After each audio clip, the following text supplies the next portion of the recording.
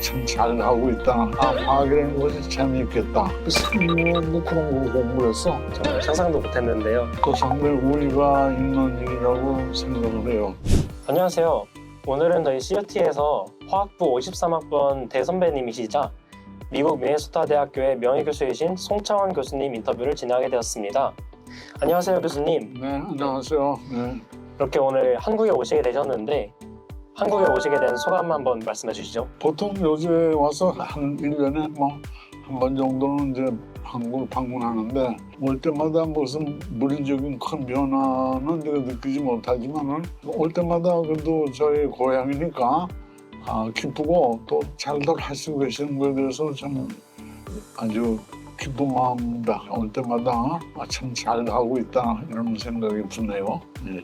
그러면 지금까지 한국에 자주 방문을 하신 거죠? 네, 네. 오실 때마다 그러면 서울이 어떤 식으로 변하는지. 그러니까 옛날에는 네. 제가 59년에 미국을 갔는데 네네. 처음으로 온 곳이 83년이니까 13년 만에 그때 처음으로 한국을 왔어요. 그때는 이제 아주 참 또 많이 발달돼 있고 그 후도 뭐 70년대, 80년대 한국이 막 발달될 때 올 때마다 좀 놀랄 만큼 서울 시내도 변하고 있었는데 요새 이제 뭐 많이 변하지 않았어요. 그래서 옛날처럼 그렇게 서울 시내가 변하고 있다는 건 느끼지 않지만 구조적으로 또 뭐 학문적으로 볼때 참 많이 옛날에 비해서 변하고 있다는 것을 느끼게 되죠. 네. 다음 질문인데요.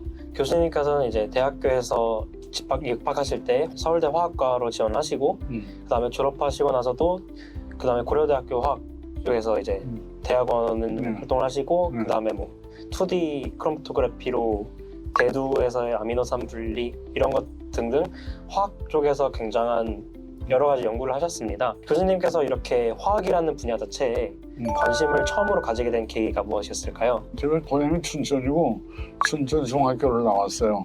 근데 춘천 중학교라는 것이 강원도 유일하게 이제 인문고등학교였었어요. 그러니까는 이공학계의 실험기구도 꽤 갖춰져 있었어요. 외전 시대에.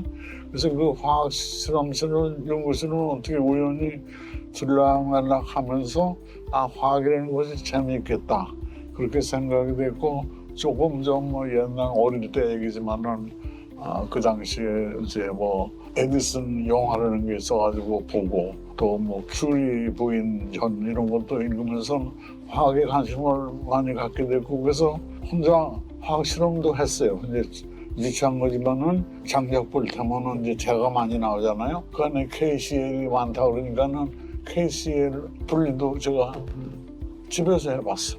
집에서요?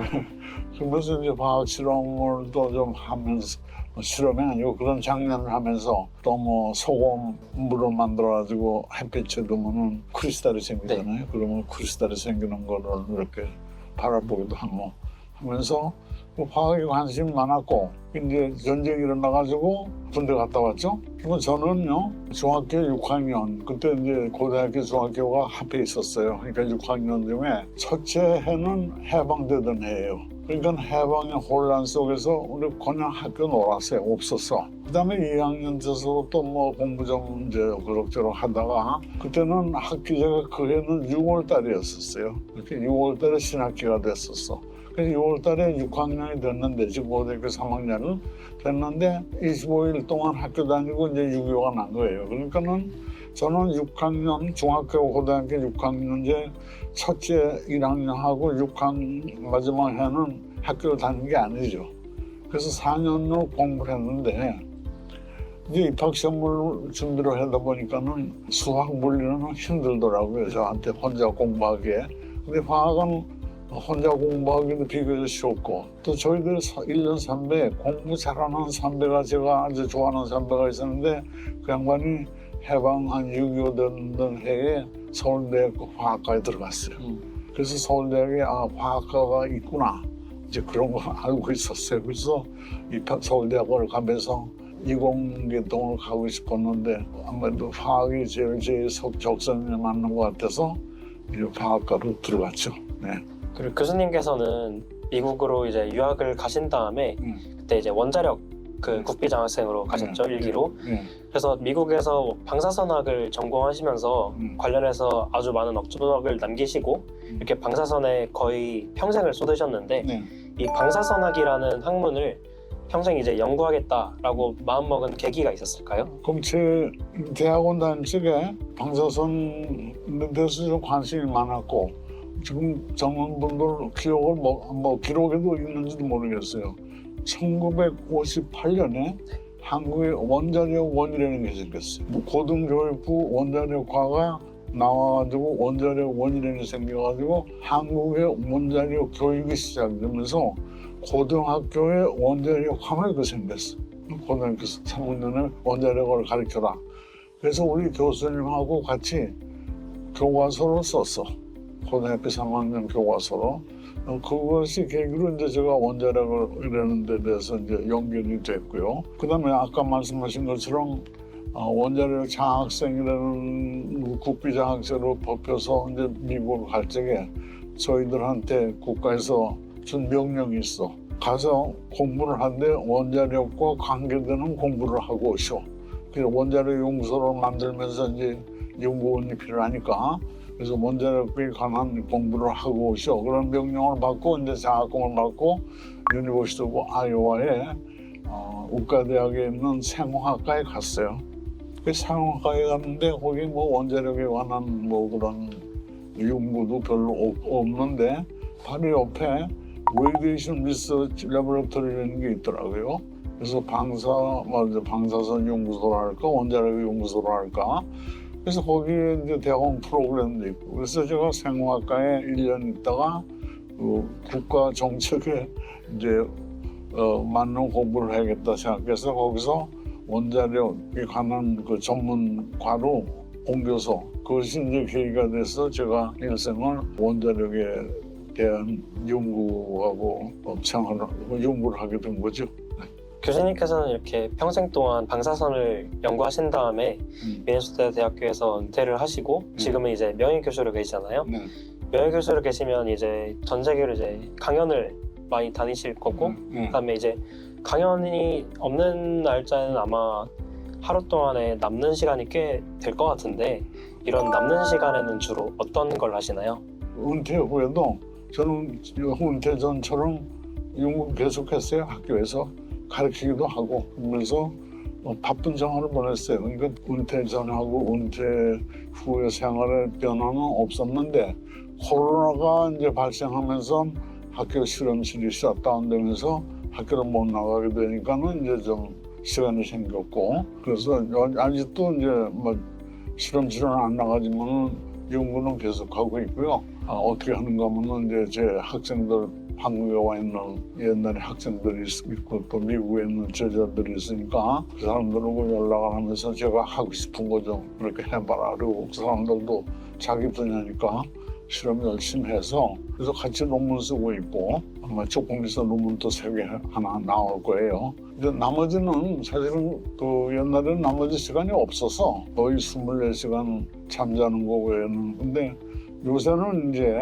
저 실험실에 일주일에 한두 번 나가서 과학 돌아가는 것도 보고 근데 나머지는 이제 아침에 뭐 일어나서 밥 먹고 한 3-4시간 잡지 보면서 논문 쓰면서 오후에는 뭐 쇼핑도 하고 운동도 좀 하고 또 밤에 또 한 3-4시간 일을 하고 있어요. 그래서 제가 뭐 연구하고 밥 먹고 사는 거 외에는 여름에는 이제 요새는 골프 좀 치고 시간이 있으면 독서나 좀 하고 이러면서 소일하고 있습니다. 네. 자서전에서 읽기로는 골프 관련해서 정기적으로 약간 모이는 그런 그룹 같은 게 있다 들었는데 혹시 간단하게 들을 수 있을까요? 이거 저게 내가 하는 사람들은 대개 2그룹인데 그 사람들이 이제 시간을 잡아요. 한국과 달라서 미국은 골프가 뭐 대중 운동 아니에요. 이거는 비용도 싸고 또 부킹하기도 쉽고 그래서 그 한 사람이 이제 시간을 잡아놓고 거기에 같이 미칠 사람 등록을 하라 그러면 이제 카카오로 오케이 나는 며칠 가겠다. 그래서 모여서 이제 한 8명 어떤 때는 한 12명 모여서 골프 치고 점심 먹고 이제 저녁을 먹고 그래서 그렇게 엔조이하고 지났죠. 네. 교수님께서 이렇게 지금까지 화학을 선택하고 방사선학을 전공하면서 평생 한 가지 분야만 연구하셨는데 혹시 만약 대학을 입학하기 전인 직전인 그 상황이나 아니면 미국으로 유학을 가게 된 그 직후의 상황, 그 상황으로 돌아가게 된다면 지금과 같이 똑같이 화학을 전공하고 똑같이 방사선학을 공부하실지 아니면 경험해보지 않은 새로운 분야를 연구해보고 싶으신지 궁금합니다. 저는 제가 하고 있는 거에 상당히 만족을 해요. 만족을 하기 때문에 뭐 사람이 앞으로 뭘 할 거가 대학을 들어갈 적에 뭐 결정할 수는 없는 거 아니에요. 하다 보면은 그쪽으로 흐르는 거예요. 물이 이렇게 갸우로 흘러가듯이. 근데 저에게 찬스 앞으로 이런 거 할 것이다. 이런 걸 누가 이제 내가 알고 또 누가 얘기해주고 하면은 저는 그대로 덕분에 할 거예요. 저는 제가 하고 있던 일에 상당히 만족하고 또 상당히 의의가 있는 일이라고 생각을 해요. 제가 순수 과학을 할 수도 있었겠지만은 조금 벗어나가지고 의학계통에 이제 공부를 생물학을 했는데 다시 하겠느냐면 다시 하겠다고 제가 아주 자신 있게 얘기할 수가 있습니다. 본인의 그 연구 분야에 대해 굉장한 애정을 가지고 계신 것 같습니다. 네. 그런 것 같아요. 네. 교수님께서는 당시에 국비 원자력 유학 장학생 1기로 선발되셔서 미국으로 유학을 떠나셨는데요. 당시에 미국으로 유학을 갔던 거는 앞으로의 연구 생활에서 어떤 전환점이 됐는지 궁금합니다. 국비재학생으로 갈 적에 아까 말씀드린 것처럼 가서 어떤 대학을 가되 어떤 나라를 가되 공산국가위원회 아무 나라에 가서 아무 관에 가서 공부를 하되 원자력에 관한 공부를 해가지고 돌아와서 한국 원자력원에서 일을 해달라 그런 조건으로 이제 우리가 간 거죠.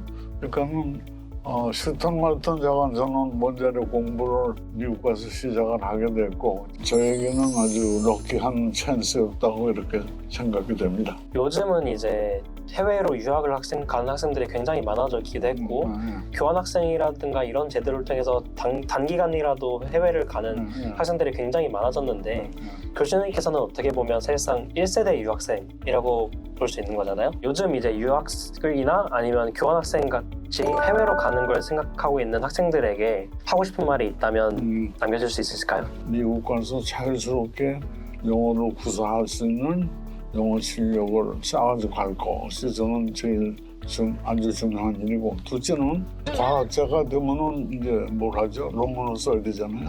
논문을 쓰는 영어하고 일상생활에서 드는 영어하고는 다르죠. 미국 학생들이 영어 논문을 잘 쓰느냐? 잘 못 쓰죠. 논문을 쓰는 공부를 또 하고 하는 것도 좋을 거예요. 그래서 저는 공부가 끝나고 이제 포스닥으로 가가지고 논문을 쓰려니까는 참 힘들어. 그래서 영어 공부를 다시 했어요. 네이처에 제가 페이퍼를 하나 냈죠. 68년에. 이제 논문을 쓰는데 우리 보스가 나한테 하는 얘기가 실험은 누가 했던 간에 논문 쓰는 사람이 퍼스트 오더가 된다 그래요. 이게 무슨 말인가면 내가 실험을 했는데 너는 영어 못할 테니까 자기가 써가지고 이제 자기가 퍼스트 제일 저자가 되겠다는 말이에요. 그래서 내가 속으로 그러면 안 되지. 그래서 아발 쓰고 영어 그 논문을 써가지고 네이처에 냈는데 그 다음에 이제 내가 미국 사람 포스닥을 썼는데 이 사람 논문이 형편없어. 그래서 내가 논문 쓰는 책을 줬어요. 그래서 이걸 좀 읽어라. 그랬더니 우리 코리안이 건방지게 자기 미국 사람한테 무슨 영어 공부하려는 책을 주니까 이상한 눈으로 이제 나를 봐요. 그러더니 몇 달 후에 책을 반납하면서 감사하다. 자기도 그 책을 주문을 했대. 그러니까 논문 쓰는 공부는 따로 해야 되는 거예요. 그래서 그 학생들이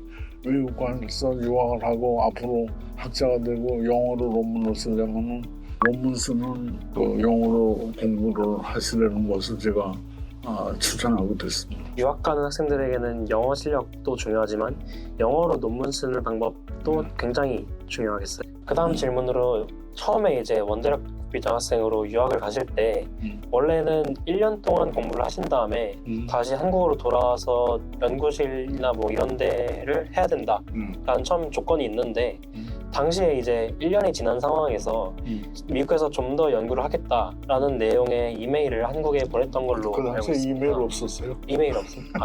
편지를 그러면 그때는 편지로 아, 그러면 한 열흘 만에 도착하는 전화하기도 힘들었어요.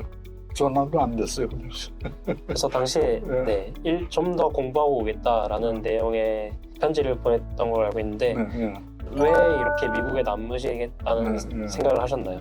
1년 가서 공부하다 보니까 아까 말씀드린 것처럼 내 실력이 터무니없이 되는 걸 알아가지고 이렇게 가지고는 이제 한국에 돌아와서 뭐 연구고 뭐 못한다 그렇게 느껴졌어요. 그래서 정부한테 요건만 연장해달라. 그러면 내가 여기서 공부 좀 더 하겠다. 그때 이제 다행히 정부에서 그렇게 하라고 그래. 남아가지고 이제 학위를 하게 된 거예요. 그래서 학위를 하고 있는 동안에 한국에서 무슨 일이 일어나는가 하면은 아까 말씀드린 것처럼 18년에 원자력원이라는 게 생겼어요. 사람들이 우리를 유학을 보낸 거예요. 그래서 99년에 원자력원이 없어지면서 원자력 연구소에서는 유학생이 있었는지도 몰라요. 이런 것도 모르고 우리는 완전히 국제 미화가 돼버렸어. 근데 그래도 공부를 하고 이제 한국 가야지 생각을 하고 이제 이렇게 좀 직장도 찾아보고 그러면서 이제 원자력 연구소에서는 당신 누구야? 이제 뭐 이런 태도예요. 근데 그때 장세원 선생님이 우리 과학과의 장세원 선생님이 계셨는데 그분이 나보고 반드시 뭐 한국에 돌아오는 것이 많이 애국이 온 게 아니야. 외국에서 연구 열심히 해서 그치 한국에 이바지하면 그게 애국이지. 귀국하는 것만이 애국은 아니야. 그렇게 말씀을 하시더라고요. 그래서 그냥 저도 그런가 하고 이제 남았는데 이제 퀴스트가 생겼어요. 그때 퀴스트가 생겼는데 퀴스트에서 그 외국에 있는 한국 사람들을 이제 리크루트하냐고 이제 돌아다녔어요. 그래서 저를 만나더니 그분이 이렇게 얘기를 해요. 송 선생은 왜 지금 만드는 걸 공부를 안 하고 그 생물 뭐 그런 걸 공부를 했어. 그래서 제가 소용이 없는 존재였어요. 한국에 돌아와도. 그래서 그냥 남았는데 어떻게 나중에 이제 기회가 되어가지고 제가 한국 방사선 치료라는 것이 한국에 정착하는데 제가 상당히 도와줬다고 자부심을 가져요.